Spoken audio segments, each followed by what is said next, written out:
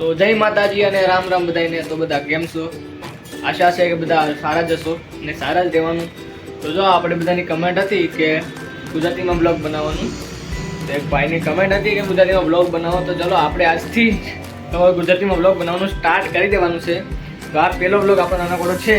તો અત્યારે હું ઘરે નથી, અત્યારે જોઉં છું, તમને ખબર નહીં હોય કે હું ક્યાં છે.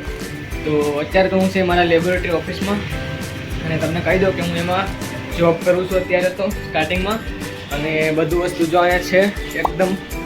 અને અત્યારે તો જો મારા જે મેઇન માણસ હતા અહીંયા બેઠે છે એ કલેક્શન લેવા ગયા, મતલબ લોહી લેવા ગયા છે. તમને ખબર હશે, તમારે લોહી લીધેલું છે. તો આપણે ગુજરાતીમાં બનાવવાના છે. તો કહેજો કે કઈ રીતના હું બ્લોગ શૂટ કરું ને કઈ રીતના બનાવું બ્લોગ, તો મને એ પ્રમાણે મોટિવેશન થાય.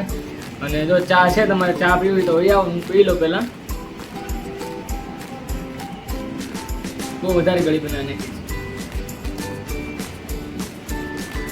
અને કચરા પેટી નાખતા રહેતા આવો. લાઈક એન્ડ સબસ્ક્રાઇબ કરજો.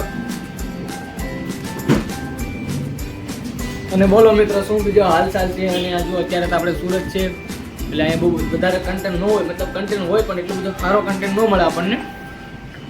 પણ હવે ગામડાની જેવી મજા નહીં ને મારો ભાઈ. ગામડામાં બ્લોગ બનાવવા અહીંયા ન બને, એ તો વાત સાચી છે. એને વાળીએ વાળીએ જઈએ, મોજ કરીએ.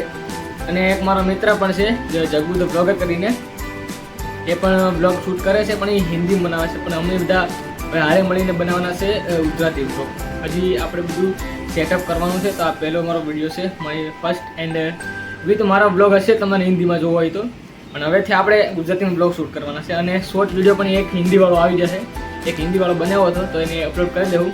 પછી આપણે ડેઈલી આપવાનું છે ગુજરાતી બ્લોગ. તો કહેજો કે કઈ રીતના ગુજરાતી બ્લોગ બનાવવું અને કઈ રીતની જે ક્યાં ક્યાં વસ્તુ સુરતમાં તમે રહેતા હોય તો મને પણ કહેજો, હું તમારી સાથે બનાવવા આવીશ.